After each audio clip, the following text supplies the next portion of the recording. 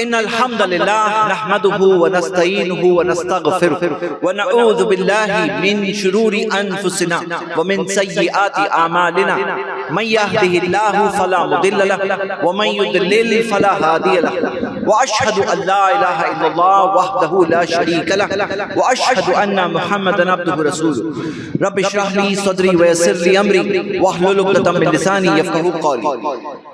معزز علماء اکرام، منتظمین، میرے بزرگوں، میرے بھائیوں، میری بہنوں، پیارے بچوں، ہم سب جو آج اس مدرسے کے پروگرام میں جمع ہیں، اور میں سوچ رہا تھا کہ کون سا وہ موضوع ہے جو بہت قیمتی ہو سکتا ہے اس موقع کے لیے۔ پھر میں نے ایک موضوع کا انتخاب کیا۔ یہ موضوع ہے کہ اللہ کی کتاب قرآن، اور الحمدللہ بچوں نے قرآن کا حفظ کیا ہے۔ اللہ کی کتاب قرآن یہ اس روئے زمین پر اللہ کا معجزہ ہے۔ معجزہ کسے کہتے ہیں؟ کوئی چیز جو کوئی انسان نہیں کر سکتا۔ تو اللہ کی کتاب قرآن ایک معجزہ ہے اس روئے زمین پر۔ میرے بھائیوں، اس کے معجزے ہونے کے تعلق سے میں آپ کے سامنے چند باتیں انشاءاللہ آپ کے سامنے رکھنا چاہتا ہوں آج کے اس پروگرام میں۔ مقصد ہمارا یہ ہے کہ اللہ کی کتاب ایک ایسی کتاب ہے کہ کوئی ایسا شخص جس کے پاس ایمان کی دولت اگر نہیں ہے ابھی تک ایمان کی دولت نہیں ہے، ہو سکتا ہے کہ وہ ان لوگوں میں سے ہے جس کے پاس اسلام کا ہو سکتا ہے تعارف تک نہیں پہنچا، کھلے ذہن والا انسان ہو، یا ایسا بھی ہو سکتا ہے کوئی ایسا شخص جو مسلمان گھر میں پیدا ہوا لیکن جو ایمان کی دولت ہے نا وہ اب تک اس کے پاس نہیں ہے۔ تو وہ کھلے ذہن سے صرف اگر سوچے چند باتوں پر، اور میں اپنے صاحب کو ابھی بات کرتے کرتے کچھ تھوڑے ڈاکیومنٹری پروف بھی بتانے والا ہوں، حالانکہ جو آسان ہو انشاءاللہ کم سے کم کیمرہ والے بھائی یہ چیز کو دیکھ سکیں گے، قریب والے لوگ دیکھ پائیں گے۔ کچھ ایسے دلائل میں آپ کے سامنے ایسے ڈاکیومنٹری پروف کے طور پر بھی آپ کے سامنے رکھوں گا۔ میرے بھائیوں، آپ خود سوچو کہ محمد صلی اللہ علیہ وسلم کو بھیجا گیا ہر زمانے اور دور کے لیے، قیامت تک کے لیے، قیامت تک کے ہر زمانے اور دور کے لیے۔ اب ایک معجزہ وہ ہوتا ہے جو ایک اللہ کا سچا نبی، اللہ کے رسول کرتے ہیں لوگوں کے سامنے اپنے نبوت کی سچائی کے طور پر۔ جیسے آپ دیکھو گے موسیٰ علیہ السلام نے لاٹھی کو پھینکا اور لاٹھی بن گئی اژدہا سانپ، اور ہم دیکھتے ہیں عیسیٰ علیہ السلام نے مردوں کو زندہ کیا۔ محمد صلی اللہ علیہ وسلم کو بھی ایسے کئی سارے معجزے دیے گئے، جیسے چاند کے 2 ٹکڑے کیے نبی صلی اللہ علیہ وسلم، یا جیسے مثال کے طور پر کئی سارے معجزے ان کے ہاتھوں سے ہوئے، لیکن ابھی ان معجزوں کو جا کر کے ہم ابھی نہیں دیکھ سکتے، لیکن ہم دیکھ سکتے ہیں اللہ کی کتاب قرآن کو۔ قرآن جو اللہ کی کتاب ہے یہ خود سب سے بڑا معجزہ ہے محمد صلی اللہ علیہ وسلم کی نبوت پر۔ میرے بھائیوں ذرا سوچو، سب سے بڑی اور سیدھی بات کوئی بھی انسان سمجھ سکتا ہے کہ جو پیغام پہ ہم نے ایمان لایا ہے یہ فطرت کے مطابق پیغام ہے۔ انسان کی فطرت ہوتی ہے نا، ایک صاف فطرت، وہ فطرت کے مطابق پیغام ہے۔ قرآن کا پیغام، اسلام کا پیغام انسان کی نیچر کے مطابق پیغام ہے۔ اب جیسے اگر میں آپ سے سوال پوچھوں اور کوئی بچہ جواب دے گا، یہاں سب بچے دھیان سے سنو، ایک بچہ کوئی جواب دے گا میرے سوال کا۔ سوچو، مانو ایک گاڑی ہے، کیا گاڑی کے اندر 2 ڈرائیور ہو سکتے ہیں؟ ایک رائٹ سے کھینچ لے، ایک لیفٹ سے کھینچے، ایک ایکسیلیٹر دبائے، ایک بریک دبائے، ایسے گاڑی چلتی ہے؟ سامنے سے کچھ آ رہا ہے، کوئی گاڑی آ رہی ہے، ایک بول رہا ہے نہیں رائٹ سے کھینچوں گا، دوسرا بول رہا ہے نہیں لیفٹ، تو گاڑی کے 2 ڈرائیور ہو سکتے ہیں؟ نہیں ہو سکتے۔ اب سوچو چھوٹی سی گاڑی کے 2 ڈرائیور نہیں ہو سکتے تو اس پوری کائنات کا چلانے والا اللہ کے علاوہ کوئی اور ہو سکتا ہے؟ اگر ایک کے علاوہ اور ہوتے تو کیا ہو جاتا؟ ایک چھوٹی گاڑی میں 2 ڈرائیور آ جائے تو کیا ہو جائے گا؟ گاڑی میں 2 ڈرائیور کو دے دیا جائے کنٹرول کہ دونوں کی چلے گی تو گاڑی درہم برہم ہو جائے گی، گاڑی کا ایکسیڈنٹ ہو جائے گا۔ تو اللہ تعالیٰ نے فرمایا سورۃ الانبیاء میں سورہ 21 آیت 22 وَلَوْ كَانَ فِيهِمَا آلِهَةٌ إِلَّا اللَّهُ لَفَسَدَتَا، اگر آسمان اور زمین میں اللہ کے علاوہ اور معبود ہوتے فساد ہو جاتا، یعنی اور گاڈز ہوتے اور پالنہار چلانے والے ہوتے تو فساد ہو جاتا۔ اب بتاؤ سیدھی سمپل بات ہے کہ نہیں ہے؟ کوئی بھی دنیا کا انسان ہے اس کو یہ بات سمجھنے والی بات ہے کہ نہیں کہ آسمان و زمین کا ایک ہی مالک ہے؟ سارے انسانوں کا ایک ہی مالک ہے، سمجھنا آسان ہے کہ نہیں ہے؟ اب بتاؤ ہم سب کا جب بنانے والا وہی ہے، چلانے والا وہی ہے، زندگی دینے والا وہی ہے، موت دینے والا وہی ہے، بیماری دینے والا وہی ہے، شفا دینے والا وہی ہے، سب چیز اسی کے ہاتھ میں ہے، تو عبادت کس کی کریں گے؟ عبادت بھی اسی کی کریں گے نا۔ ایک اور مثال دیتا ہوں، اب یہ جواب بڑے لوگ دیں گے انشاءاللہ۔ سوچو ایک آدمی ہے جس کا ایک باس ہے، باس مالک ہے، مالک بولتا ہے یہ کرو، باس بولتا ہے یہ کرو یہ کرو یہ کرو، وہ کر رہا ہے۔ اور دوسرا آدمی ہے جس کے 10 باس ہے، 10۔ ایک باس بولتا ہے یہ کرو، دوسرا بولتا ہے نہیں وہ کرو، تیسرا بولتا ہے وہ کرو، سب کا آپس میں اختلاف۔ تو مجھے بتاؤ ایسے دو لوگ، ایک ہے جس کا ایک باس ہے، ایک مالک ہے، اور دوسرا ہے جس کے 10 باس ہے، یعنی 10 مالک ہے، دونوں میں سے سکون کس کے پاس ہوگا؟ کس کے پاس؟ جس کے پاس جس کا ایک مالک ہے۔ اب میرے بھائی سوچو، ہمیں عبادت کرنی کس کی کرنی ہے؟ صرف اللہ کی کرنی ہے۔ اب دوسروں کا معاملہ کیا ہوتا ہے؟ ایک کی عبادت کیے، پھر دوسرے کی کیے، پھر تیسرے کی کیے، پھر چوتھے کی کیے، پھر پانچویں کی کیے، پھر چھٹے کی کیے، پھر ساتویں کی کیے۔ اب ان کو ڈر ہے 8واں میرا کام نہ بگاڑ دے، 9واں ناراض ہو گیا تو میں کیا کروں گا؟ کتنا ٹینشن ہو رہا ہے۔ مطلب ایک سمجھ میں آسانی سے بات سمجھ میں آ رہی ہے، کسی کو بھی سمجھ میں آ سکتی ہے کہ نہیں؟ چلیے، تو یہ سب سے پہلی چیز قرآن کی کہ اللہ تعالیٰ نے جو پیغام دیا ہے قرآن میں، دین اسلام میں، وہ فطرت کے مطابق پیغام ہے۔ فطرت انسان کے نیچر میں، انسان کو خود بخود وہ بات فوراً سمجھ میں آتی ہے، ایک بار میں سمجھ میں آتی ہے۔ صحیح بات ہے کہ نہیں؟ دوسری چیز، اللہ کی کتاب قرآن، میرے بھائیوں 1400 سال چلے گئے، قرآن محفوظ ہے، اسے کوئی بدل نہیں سکتا، اس کتاب کو کوئی بدل نہیں سکتا۔ یہ 1400 سال چلے گئے ہیں، اور نبی صلی اللہ علیہ وسلم نے سکھایا، صحیح بخاری حدیث ہے، خیرکم من تعلم القرآن وعلمہ، تم میں سب سے اچھے وہ لوگ ہیں جو قرآن سیکھتے ہیں اور سکھاتے ہیں۔ وہی تو کام ہوتا ہے نا مدرسے میں، سیکھنا سکھانا۔ آپ کو پتا ہے دنیا بھر میں کتنے حفاظ ہیں؟ حافظ کتنے ہیں معلوم ہے؟ قرآن کے کتنے حافظ ہیں؟ کروڑوں میں، کروڑوں میں، کروڑوں میں حفاظ ہیں۔ ایک اندازے کے مطابق صرف دنیا بھر میں مسجدیں کتنی ہیں؟ 36 لاکھ سے زیادہ مسجدیں ہیں۔ ایک ایک مسجد میں رمضان میں ہم جانتے ہیں کہ کئی حافظ ہوتے ہیں، اور کتنے سارے حفاظ کو پڑھانے موقع نہیں ملتا ہے، جگہیں نہیں ملتی، چھوٹی چھوٹی جگہوں پہ پڑھاتے ہیں، گھر میں پڑھتے ہیں۔ تو آپ جانتے ہیں کہ کروڑوں لوگوں نے قرآن کو یاد کیا ہے اس روئے زمین پر، اور اللہ تعالیٰ نے فرمایا وَلَقَدْ يَسَّرْنَا الْقُرْآنَ لِلذِّكْرِ فَهَلْ مِن مُدَّكِرٍ، کہ ہم نے اس کتاب کو آسان بنایا ہے ذکر کے لیے، یاد دہانی کے لیے، نصیحت کے لیے، یاد کرنے کے لیے آسان بنایا اللہ تعالیٰ نے۔ پھر کون ہے جو نصیحت حاصل کرے گا؟ ایسے ہی نہیں ہو رہا ہے کہ پورے قرآن کو لوگ یاد کر رہے ہیں، اپنے سینے میں محفوظ کر رہے ہیں، ایسے ہی ہو رہا ہے؟ ایسے ہی نہیں ہو رہا ہے، یہ ایک معجزہ ہے۔ کوئی اور کتاب ہے کیا؟ کوئی اور کتاب اس روئے زمین پہ ہے کیا جسے اتنے سارے لوگوں نے یاد کیا ہے؟ ہاں، کوئی اور کتاب؟ میرے بھائیوں، دنیا کی اگر سب کتابوں کو جلا دو تو بھی قرآن پھر سے لانا کوئی مشکل نہیں ہے، اتنے سارے قرآن حافظ ہیں، اتنے سارے حفاظ ہیں۔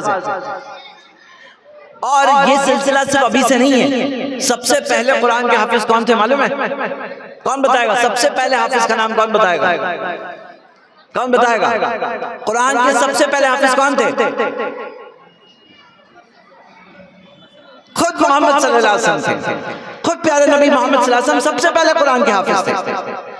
اور صحابہ اکرام میں کئی سارے صحابہ کی پوری لسٹ ملتی ہے جنہوں نے قرآن کو یاد کیا تھا، اور ہم دیکھتے ہیں وہ سلسلہ جو وہاں سے شروع ہوا ابھی تک چلتا ہے اور چلتا رہے گا کہ قرآن حفظ کیا جاتا ہے۔ آپ کو پتا ہے میرے بھائیوں، سندیں ہوتی ہے قرآن کی، سندیں، کہ یہ قرآن جو استاد شاگرد کو سکھا رہے ہیں، استاد کو کس نے سکھایا؟ ان کے استاد نے سکھایا۔ ان کے استاد کو کس نے سکھایا؟ ان کے استاد کو اس نے سکھایا۔ یہاں تک کہ پوری سند پہنچتی ہے محمد صلی اللہ علیہ وسلم تک۔ ایسی سندیں ہیں، پورا شجرہ ہوتا ہے، پورا سندیں ہوتی ہے، اور آپ دیکھو گے کہ متواتر سندوں سے قرآن کی ساری قرآتیں ہمیں ملتی ہے۔ متواتر کسے کہتے ہیں؟ کہ ہر زمانے دور میں اتنے سارے لوگ ہیں کہ کوئی جھوٹ پہ اتفاق ہو ہی نہیں سکتا۔ تو قرآن کی حفاظت کس نے کی ہے؟ اللہ نے کی۔ اور آپ دیکھو گے کہ صرف وہی نہیں، قرآن کی مینیوسکرپٹ، قرآن کے پرانے نسخے الحمدللہ موجود ہیں، میوزیمز میں موجود ہیں، اور آج انٹرنیٹ کے زمانے میں ایسی ویب سائٹ بھی آ گئی جن میں ایسے کئی سارے نسخے موجود ہیں۔ آپ کوئی بھی آیت ڈھونڈو، آپ کو وہ آیت کئی سارے نسخوں میں ملے گی، سینکڑوں۔ الحمدللہ یہ کیا ہے؟ اللہ کی طرف سے ہے، یہ بھی اللہ کی طرف سے ہے۔ اور آپ دیکھو گے بچے گیم کھیلتے ہیں کہ لائن سے سب بچے بیٹھے ہیں، پہلے کے کان میں کچھ بولو، پہلا دوسرے کے کان میں بولے گا، دوسرا تیسرے کے کان میں بولے گا، چوتھا تیسرا چوتھے کے، ہوتے ہوتے ہوتے آخری بچے کو وہ بات آ کے پھر سے بولنا ہے۔ تو دیکھتے ہیں کہ شروع میں جو بولے تھے وہ گھوم کے واپس آنے میں بہت مرچی مسالہ لگ گیا ہوتا ہے، بات کہاں سے شروع ہوئی تھی اور کہاں بن کے آ گئی، ایسا دیکھا جاتا ہے۔ لیکن قرآن کی خاصیت کیا ہے معلوم ہے؟ اللہ تعالیٰ نے قرآن کی حفاظت کی ہے، قرآن کی جو تجوید ہے، جس طرح سے قرآن پڑھا جاتا ہے اس کا بھی جو طریقہ ہے وہ محفوظ ہے، یعنی کہ کیسے بھی تم پڑھو گے، کوئی بات کیسے بھی بولو گے، کوئی کچھ کا کچھ سمجھے گا، کچھ کا کچھ بن جائے گا، وہ بات محفوظ نہیں رہے گی، گھومتے آتے آتے بدل جائے گی۔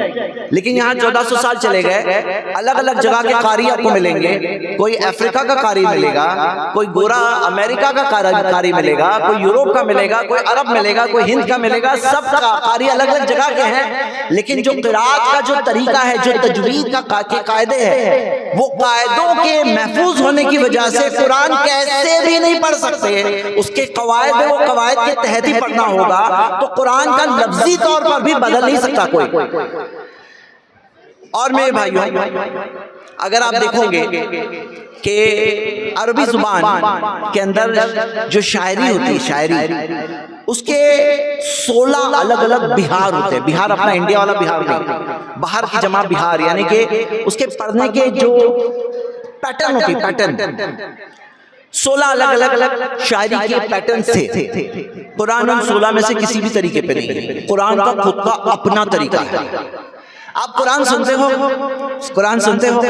آپ کو ٹیون معلوم پڑتی ہے، ٹیون، کہ قرآن جو پڑھ رہے ہیں ہم، اب اس قرآن کے اندر جو آخر میں جس طرح سے وہ آیتیں چل رہی ہیں، ایک قرآن آتا ہے کلر کوڈڈ قرآن۔ یہ کون سا کلر کوڈڈ قرآن بتا رہا ہوں؟ اس کے اندر جب موضوع بدلتا ہے تو کلر کوڈنگ بدلتے ہیں، کہ یہاں پہ یہ موضوع چل رہا ہے تو یہ کلر کوڈ ہے، اس کے بعد اگلا موضوع آیا تو اگلا کلر کوڈ ہے۔ دیکھا کیا جا رہا ہے کہ جہاں کلر کوڈ بدل رہا ہے، یعنی کہ قرآن کے جو موضوعات بدل رہے ہیں تو اس کی جو ٹیون ہے نا وہ بھی بدل رہا ہے۔ اسے سچ کہتے ہیں، مطلب قرآن کی جو آخری کلمات، جو آیتوں کے آخری کلمات ہیں، وہ جو میچ ہوتے ہیں موضوع کے مطابق ہوتے ہیں۔ میرے بھائیوں، آپ کو پتا ہے ایک آدمی کو کچھ بھی عربک نہیں سمجھ میں آتی، کچھ بھی نہیں سمجھ میں آتی، پھر بھی امام صاحب قرآن جب اچھی طرح سے پڑھ لینا، قاری اچھی طرح سے قرآن پڑھ لینا، کچھ سمجھ میں نہیں آ رہا ہے لیکن آنکھوں میں آنسو آ جاتے ہیں، کچھ سمجھ میں نہیں آ رہا ہے لیکن دل پورا ہل جاتا ہے۔ اور قرآن کے الفاظ کے جو طریقہ ہے، اس کے اندر اگر آپ کو کچھ نہیں بھی سمجھ میں آ رہا ہے تو سزا والی بات ہو رہی ہے نا، تو تھوڑا خوف دل میں محسوس ہوگا، اور خوشخبری والی بات پڑھی جا رہی ہے نا تو دل میں تھوڑی خوشخبری والی احساس آتے ہیں۔ دھیان سے سن رہے ہیں تو مطلب کیا، میں نہیں کہہ رہا ہوں مت سمجھو، سمجھنا ضروری ہے، ہر ایک کے لیے سمجھنا ضروری ہے۔ ہمیں عربی زبان جاننا چاہیے، اگر عربی نہیں آتی کم سے کم قرآن ترجمے کے ساتھ پڑھنا چاہیے، لیکن سمجھنے والی بات کیا ہے کہ یہ ایک ایسی کتاب ہے، ایسے ایکسپیریمنٹ موجود ہے انٹرنیٹ پر، آپ دیکھ سکتے ہو۔ اور ہم لوگوں نے خود ایک بار ممبئی میں ایک پروگرام کیا تھا، وزٹ مائی مسجد، جس کے اندر غیر مسلمانوں کو دعوت دی تھی کہ آئیے ہماری مسجد میں دیکھیے ہم لوگ کیا کیا کر رہے ہیں، مسجد میں کس طرح سے عبادت کرتے ہیں، ایک تعارف پیش کر رہے ہیں۔ ہم ان کو مسجد میں دورہ کرائے، تھوڑا سا گھمائے۔ اس کے اندر ایک کاؤنٹر ہم نے یہ بھی رکھا تھا کہ جس کے اندر تھوڑا قرآن آپ کو سناتے ہیں، قرآن کیسا ہوتا ہے۔ ہیڈ فونز لگا کر کے غیر مسلمان کو بھی جب قرآن سنایا جاتا ہے نا تو ان کے احساسات دیکھنے چاہیے۔ آپ دیکھو گے انٹرنیٹ پہ ویڈیوز ہے کہ کسی غیر مسلمان کو قرآن سنایا جا رہا ہے اور وہ سن کر وہ بھی رونے لگتا ہے۔ ایسے کیسے ہوتا ہے؟ ایسے کیسے ہوتا ہے؟ یہ بھی قرآن کے معجزوں میں سے معجزہ ہے، یہ بھی معجزوں میں سے معجزہ ہے۔ میرے بھائیوں، قرآن ایک ایسی کتاب ہے، اللہ تعالیٰ نے فرمایا، اور جو آیت میں نے ابھی تھوڑی دیر پہلے پڑھی سورہ قمر میں، آیت 4 جگہوں پر ہے کہ اللہ تعالیٰ نے قرآن کو آسان بنایا ہے نصیحت کے لیے۔ ایک عام آدمی قرآن پڑھتا ہے اور اس کو اپنی نصیحت ملے گی، اس کو اپنی یاد دہانی ملے گی۔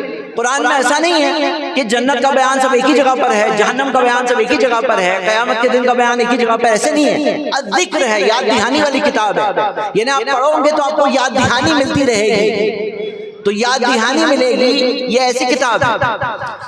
اب آپ کو پتا ہے جیسے بچے کتاب پڑھتے ہیں نا، ایک کتاب ہوتی ہے ایک بار ایسا ہوا، ونس اپون اے ٹائم، ایک بار ایسا ہوا پھر ایسا ہوا. میرے بھائیوں ذرا سوچو، کوئی ایسی کتاب آدمی کتنی بار پڑھ لے گا؟ کتنی بار پڑھ لے گا؟ اگر کوئی ایسی کتاب ہے ایک بار ایسا ہوا ایک بار پڑھ لیے، دو بار پڑھ لیے، تین بار پڑھ لیے، چار بار پڑھ لیے، پانچ بار پڑھ لیے، بور ہو جائے گے کہ نہیں ہو جائے گے؟ 8-10 بار پڑھ لیں گے تو گئے، پھر تو 10ویں بار پر اٹھانے کا دل نہیں چاہے گا. لیکن قرآن ایسی کتاب ہے 1000 بار آپ پڑھ چکے ہو نا، پھر 1001 بار پڑھو گے آپ کو کچھ اور ملے گا. کیونکہ قرآن میں نصیحت بھی ہے اور قرآن میں ایسی چیزیں بھی ہے جو غور کرنے والوں کے لیے ہے. قرآن میں اللہ تعالیٰ نے فرمایا سورہ عنکبوت میں وَتِلْكَ الْأَمْثَالُ نَضْرِبُهَا لِلنَّاسِ وَمَا يَعْقِلُهَا إِلَّا الْعَالِمُونَ، کہ یہ مثالیں ہیں جو ہم نے لوگوں کے لیے دیا ہے اور ان مثالوں کو کوئی نہیں سمجھے گا سوائے علم والوں کے. ان مثالوں کو کوئی نہیں سمجھے گا سوائے علم والوں کے. علم والے سمجھیں گے. مطلب ایک مثال ہم لیں اگر کہ کنویں کا پانی ہے سب کے لیے، لیکن جس کے بازوؤں میں زیادہ طاقت ہے وہ زیادہ پانی بھر کے لے آئے. مطلب کیا میرے بھائیوں، دونوں چیزیں اللہ کے کلام میں ہیں. نصیحت والوں کے لیے نصیحت، پانے والوں کے لیے نصیحت، طلب کرنے والوں کے لیے نصیحت بھی ہے، عام لوگوں کے لیے پیغام بھی ہے، یاد دہانی بھی ہے، اور ساتھ ساتھ میں غور کرنے والوں کے لیے گہرائیاں بھی ہے، خزانے بھی ہے اس کتاب میں. تو میرے بھائیوں، ہم نے یہ چیز جو دیکھے قرآن کی حفاظت کے تعلق سے، اب دیکھیے میرے پاس ایک لسٹ ہے یہاں پر، اور یہ لسٹ کیوں ہے بہت امپورٹنٹ ہے، آپ ذرا غور سے سنیے. سوچو قرآن جو ہے اس کی اصل حفاظت ہے حفظ کے ذریعے. متواتر طور پر قرآن ہمیں ملتا ہے نبی صلی اللہ علیہ وسلم سے یہاں تک ہر زمانے اور دور میں. صحیح ہے، سب سے بڑی چیز ہے. ساتھ ساتھ میں ہمارے پاس لکھے ہوئے نسخے بھی ہیں قرآن کے پرانے، یہاں تک کہ بعض ایسے نسخے بھی ہیں جو نبی صلی اللہ علیہ وسلم کے زمانے میں ڈیٹنگ ہوئی ہے. جیسے برمنگھم کا نسخہ ہے جو UK کے اندر برمنگھم شہر میں ہے. اب وہ نسخے کے اندر جو 2 پیج ہے نبی صلی اللہ علیہ وسلم کے زمانے کی ڈیٹنگ ہوئی ہے اس کی. دیکھا گیا کہ ابھی جو قرآن ہے لفظ بلفظ وہی قرآن، اور کئی قرآن کے نسخے ہیں جو ہم دیکھتے ہیں کہ بہت سارے الگ الگ زمانے دور کے صحابہ کے زمانے کے بھی کئی سارے نسخے ہمیں ملتے ہیں. لیکن یہ بات کو آپ کمپیریزن کرو، کمپیر کرو. میں مثال دیتا ہوں، عیسائیت میں بائبل کو یاد کرنے کا کوئی سسٹم نہیں ہے. بائبل کو یاد کرنے کا کوئی سسٹم نہیں ہے، قرآن کو ہی یاد کرتے ہیں. بائبل کس چیز پہ ٹکا ہوا ہے؟ پوری طرح سے ان کے لکھے ہوئے نسخوں پہ ٹکا ہوا ہے. لیکن ان کے پاس لکھے ہوئے جو نسخے ہیں اس میں سب سے پرانا نسخہ کون سا ہے؟ تو ہم دیکھتے ہیں ان کے پاس سب سے پرانا نسخہ ہے ڈیڈ سی اسکرولز جس کو کہتے ہیں وہ لوگ. یعنی کہ ڈیڈ سی اسکرولز جسے وہ کہتے ہیں، یہ نسخہ کتنا ہے؟ یہ کہتے ہیں عیسیٰ علیہ السلام کے، ہم دیکھتے ہیں کہ یہ اولڈ ٹیسٹمنٹ یعنی موسیٰ علیہ السلام کے زمانے والی جو کتابیں ہیں بائبل کے اندر، یعنی کہ تقریباً موسیٰ علیہ السلام کے 1250 سے 1300 سال بعد کا نسخہ ہے. سمجھ رہے ہیں آپ بات؟ موسیٰ علیہ السلام کی جو 5 کتابیں کہا جاتا ہے جو عیسائی کہتے ہیں، ان کے موسیٰ علیہ السلام کے 1250-1300 سال بعد لکھی ہوئی تحریریں ہیں. بات سمجھو، جیسے آج کوئی کچھ بول رہا ہے، کچھ سکھا رہا ہے، اور ابھی 2 سال بعد کا نسخہ ملے، 10 سال بعد کا نسخہ ملے، موسیٰ علیہ السلام کے 1250-1300 سال بعد کا ہے، جبکہ ان کے پاس حفظ کا سسٹم بھی نہیں ہے. دوسری مثال ہمارے انڈیا کی دیکھتے ہیں، بدھزم ہے، بودھ دھرم جو ہوتا ہے ان کی کتاب جو دھما پڑھا ہے، اس کے اندر اس کا سب سے پرانا نسخہ جو گندھارن بدھسٹ ٹیکسٹ ہے، یہ تقریباً بدھا کے 600 سے 800 سال بعد کا ہے. جینزم جین دھرم میں آتے ہیں تو آپ کو ملے گا کہ تھار ڈیزرٹ کا ایک نسخہ ہے جو تھار ڈیزرٹ میں ملا تھا، جو جین دھرم کے جس زمانے کا ہے اس کے 1400 سے 1700 سال بعد کا ہے. ہندوازم کی بھگوت گیتا ہے، اس کا سب سے پرانا نسخہ جو آج کے زمانے میں ہے وہ برٹش بوڈیلین لائبریری میں ہے، جو جب وہ کہتے ہیں کہ جس زمانے کی بھگوت گیتا ہے اس کے تقریباً 1900 سال بعد کا ہے. میں یہ بات کیوں بتا رہا ہوں کہ کوئی چیز کمپیریزن میں بات آپ کو اور اچھے سے سمجھ میں آ سکتی. عیسائیوں کا نیو ٹیسٹمنٹ جو ہے اس کے اندر سب سے پرانا نسخہ کوڈیکس ویٹیکنس ہے جو تقریباً 300 سے 350 سال عیسیٰ علیہ السلام کے 300 سے 350 سال بعد کا ہے۔ میرے بھائیوں، محمد صلی اللہ علیہ وسلم نے جو دین ہم تک پہنچایا، وہ دین ہم تک ویسے کے ویسے پہنچا ہے، قیامت تک کے انسانوں کے لیے ویسے کے ویسے پہنچے گا جیسے کہ نبی صلی اللہ علیہ وسلم نے چھوڑا۔ یہ معجزہ نہیں ہے کیا؟ کیونکہ اللہ تعالیٰ نے فرمایا اِنَّا نَحْنُ نَزَّلْنَا الذِّكْرَ وَإِنَّا لَهُ لَحَافِظُونَ، کہ ہم نے اس کتاب کو بھیجا، ہم اس کی حفاظت کریں گے۔ اللہ نے قرآن کی حفاظت کی گارنٹی لی ہے۔ آپ دیکھ رہے ہیں کہ حفاظت ہو رہی ہے، الگ الگ طرح سے ہو رہی ہے۔ قرآن کے اندر آپ دیکھو گے چیلنج ہے فَأْتُوا بِسُورَةٍ مِّن مِّثْلِهِ، ایک سورہ لے آؤ، ایک سورہ لے آؤ اس کے جیسی۔ سورہ بقرہ کی آیت نمبر 23 ہے۔ قرآن کے اندر ہم جانتے ہیں کہ صورتیں جو ہے نا، بعض چھوٹی چھوٹی صورتیں بھی ہیں۔ سورۃ العصر 3 آیتیں ہیں، ہاں سورہ کوثر 3 آیتیں ہیں۔ اللہ تعالیٰ نے کہا اس کی سورہ جیسی ایک سورہ لے آؤ۔ میرے بھائیوں، 1400 سال چلے گئے، آج تک کوئی ایک سورہ لایا ہے کیا؟ آج تک قرآن جیسی ایک سورہ آج تک نہیں لا سکتا، کوئی نہیں لا سکتا۔ کوشش کی ہے، لیکن ایسی کوشش ہے جس کے اوپر لوگ ہنستے ہیں کہ یہ کوشش قرآن کے کمپیریزن میں بنائے۔ معلوم ہے عربوں کا کیا معاملہ تھا؟ اس زمانے میں شاعری ایسے ہوتی تھی کہ ایک عرب شاعر کو ایک بات بول دے، دوسرے شاعر اس کے اندر 10 عیب نکال کے بتاتا تھا کہ تم نے بولے یہ ایسا نہیں ایسا، یہ ایسا نہیں ایسا ہونا چاہیے۔ شاعری کا ایسا سسٹم تھا۔ اب اسی معاشرے میں آپ دیکھو گے کہ قرآن آتا ہے اور کسی کے پاس کوئی اعتراض نہیں، کوئی ایک اعتراض نہیں کر سکا۔ آپ کو پتا ہے مکہ کے مشرکوں نے کیا کیا؟ نبی صلی اللہ علیہ وسلم کے خلاف جنگیں لڑے نا۔ اگر ایک سورہ لے آتے تو وہ تو غلط ثابت کر پاتے، لیکن ایک سورہ نہیں لا سکے۔ مکہ کے مشرکوں نے شاعروں کو رکھا محمد صلی اللہ علیہ وسلم کے خلاف شاعری بنانے کے لیے، محمد صلی اللہ علیہ وسلم کے خلاف شاعری کہنے کے لیے، لیکن قرآن کے جواب میں کچھ نہیں بنا سکے۔ سمجھنے والی بات ہے، اگر کچھ بنا سکتے تو وہ جنگیں کیوں لڑتے؟ محمد صلی اللہ علیہ وسلم کے خلاف شاعری لکھ سکتے تھے، قرآن کے کمپیریزن میں ایک شاعری کیوں نہیں لا سکتے تھے؟ ہم دیکھتے ہیں کہ کئی مسلمان شاعر تھے جنہوں نے جواب دیا۔ اور شاعروں کی جب بات کریں تو آپ کو ملے گا بڑے بڑے شاعر جب قرآن پڑھے انہوں نے اور انہوں نے اسلام قبول کیا۔ لبید بن ربیعہ، یہ معلقات جو 7 ایسی شاعری تھی، جو 7 شاعر تھے ان کی شاعریاں تھی جو قرآن کے، جو کعبے کے اوپر زمانے جاہلیت میں لٹکائی جاتی تھی، ان میں سے ایک شاعر تھے لبید۔ صرف انہوں نے سنے کون سی سورہ؟ سورۃ الکوثر، اور سورۃ الکوثر سن کر ان پہ ایسے دل پہ اثر ہوا کہ انہوں نے اسلام قبول کیا۔ عبداللہ بن رواحہ، حسان بن ثابت، کئی سارے شاعر جنہوں نے اسلام قبول کیا۔ تو میرے بھائیوں، یہاں سمجھنے والی بات کیا ہے کہ لفظی اعتبار سے قرآن معجزہ ہے۔ آپ سمجھو کہ کوئی کتاب آپ کھولو بیچ میں سے پڑھنا شروع کرو، اکثر کیا ہوگا بیچ میں سے پڑھتے سمجھ میں نہیں آتا ہے۔ قرآن ایسی کتاب ہے، امام صاحب نماز میں تلاوت کر رہے ہیں، کہیں سے بھی پڑھ رہے ہیں، اور ہم سب کے لیے نصیحت ہے۔ بھائی یہ سارے معجزات ہیں قرآن کی آیتوں کے اندر، ترتیب، جس طرح سے موضوعات آ رہے ہیں، جس طرح سے شروعات ہے، جس طرح سے صورتیں ختم ہوتی ہیں، یہ سب کے سب معجزات ہیں۔ چلیے میں آپ کو کچھ چیزیں بتاؤں ایک اس اعتبار سے کہ اللہ تعالیٰ کے کلام میں ایک ایسی چیز بھی ہے کہ چیزیں جو بعد میں پتہ چلی اس کی پہلے سے پیشن گوئیاں تھی قرآن میں۔ میں آپ کو چند مثالیں آج کے اس پروگرام میں دے رہا ہوں تاکہ اس معجزے کو ہم لوگ سب محسوس کر سکیں۔ مثال کے طور پر آپ دیکھو گے قرآن کے اندر سورۃ اللہب آپ نے پڑھے ہیں، تبت یدا، پڑھے ہیں نا؟ اللہ تعالیٰ کیا فرمایا؟ بسم اللہ الرحمن الرحیم، تبت یدا ابی لہب و تب، ہلاکت ہے ابو لہب کے لیے، ہلاک ہو گئے ابو لہب کے ہاتھ، دونوں ہاتھ، ہلاکت ہے اس کے لیے۔ ما اغنی عنہ مالہ وما کسب، اس کا کوئی فائدہ نہیں ہوا اس کے مال سے نہ اس کے فائدوں سے۔ قرآن کی آیتیں کب نازل ہوئی معلوم ہے آپ کو؟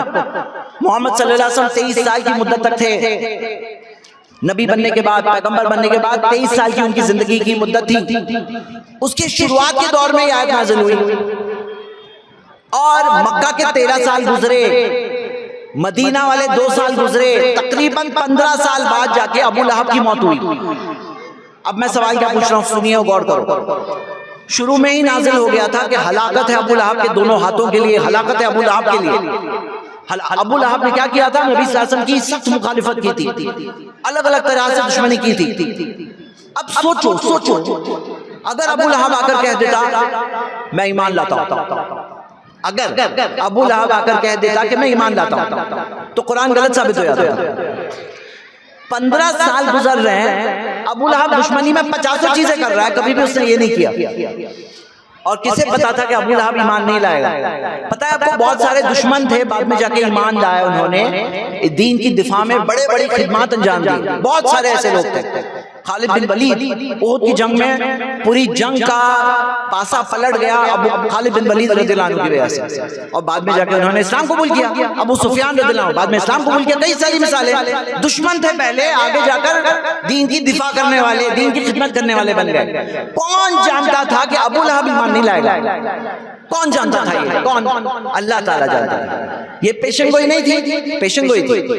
ایک اور مثال لیتے ہیں سورہ روم میں، سورہ نمبر 30 آیت نمبر 2-3 آپ پڑھیے۔ اللہ تعالیٰ نے فرمایا غلبت الروم، ہاں روم ہار گیا ہے، اس پر دوسرے جو غالب آ گئے۔ کون؟ مجوسی جو تھے، قیصر اور کسرا کے اندر جو قیصر جو کسرا تھا، تو ہم دیکھتے ہیں جو پرشین تھے وہ لوگ غالب آ کر انہوں نے رومیوں کو ہرا دیا تھا، رومی فوجیں ہار گئی تھی۔ غلبت الروم فی ادنی الارض، قریبی زمین میں۔ پھر اللہ تعالیٰ نے کیا فرمایا؟ وَهُم مِّن بَعْدِ غَلَبِهِمْ سَيَغْلِبُونَ، ہارنے کے بعد وہ لوگ بہت جلد پھر غالب آنے والے ہیں، پھر غالب آنے والے ہیں۔ فی بدء سنین، بدء سنین یعنی کہ 3 سے 9 سال کے درمیان میں، بدء سنین میں ہونے والا ہے۔ اور پھر اللہ تعالیٰ نے فرمایا کہ للہ الامر من قبل و من بعد، اللہ ہی کی حکومت ہے، اللہ ہی کا فیصلہ ہے، اس سے پہلے بھی بعد میں بھی۔ وَيَوْمَئِذٍ يَفْرَحُ الْمُؤْمِنُونَ، اس دن مومنین خوشی منائیں گے۔ اب یہاں پہ سوچو، کہاں تو رومی ہارے ہیں، مومنین خوشی منائیں گے، کس کو بات سمجھ میں آئے گی؟ دیکھایا گیا کہ رومی اس طرح سے ہارے تھے کہ انہیں خود بھی نہیں پتا تھا کہ وہ لوگ جیتنے والے، اتنے بدترین طریقے سے اتنی ذلت والی ہار ان کی ہوئی تھی کہ کوئی سوچ نہیں سکتا تھا کہ یہ لوگ اتنی اس ہار کے بعد پھر سے جیتیں گے، وہ بھی 3 سے 9 سال کے اندر۔ دیکھو ایسے ٹائپ کی پیشن گوئی ہوتی ہے نا، یہ پیشن گوئی اگر کوئی کرے، کوئی جھوٹا دعوے دار ہوتا اور وہ چیز غلط ثابت ہو جائے تو بہت بڑی بات تھی۔ اب آپ دیکھو گے کہ 3 سے 9 سال کے اندر ہی رومی پھر سے غالب آ گئے۔